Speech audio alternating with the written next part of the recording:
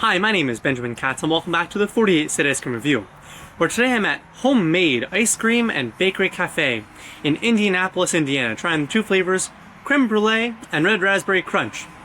Let's get started with the Crème Brûlée.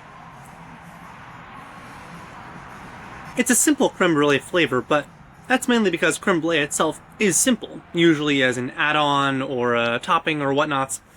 Having a simple Crème Brûlée flavor has its merits and benefits. This is delicious, frankly speaking. It's being served very close to the freezing point, so it's quite melty and soft. And you would think it might want to be served a bit colder, just for a sense of preservation. If this was to be served in a cone, I could see this dripping all over the place with barely any intervention from outdoor forces. It's a very sugary flavor, but that is to be expected. Dulce de leche is literally caramel. But it is a bit too sweet on the palate. It sort of lingers and sticks. Not like a peanut butter, but like how it sort of coagulates the saliva. It's still good, right? I'm not going to say it's not delicious, but it's very one-noted. And I certainly wouldn't want just one large cup of this flavor. Let's move now to the Red Raspberry Crunch. So it's certainly not crunchy, but it is still good. It's essentially a raspberry ice cream with chocolate fudge bits in it. Again, not too complicated of a flavor. And it is still a bit overly sweet. But it's hard to complain about, you know, a simple Red Raspberry Crunch. Alright, let's try now the two flavors together and see what happens. Yeah, that is way too sweet.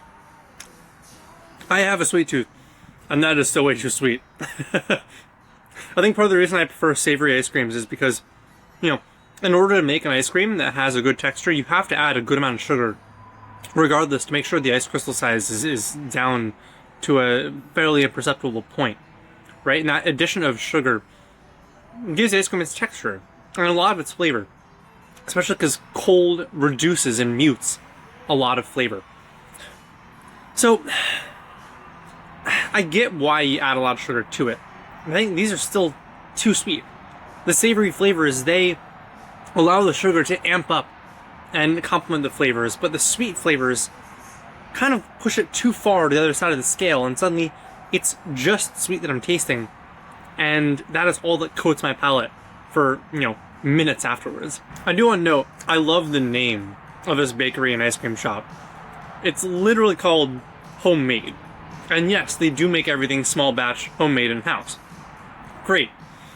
It's a bit confusing, just for a consumer, right? Like, hey, where'd you go today? Homemade. What? What? But for a local population that knows this restaurant, I feel like it would catch on pretty quick.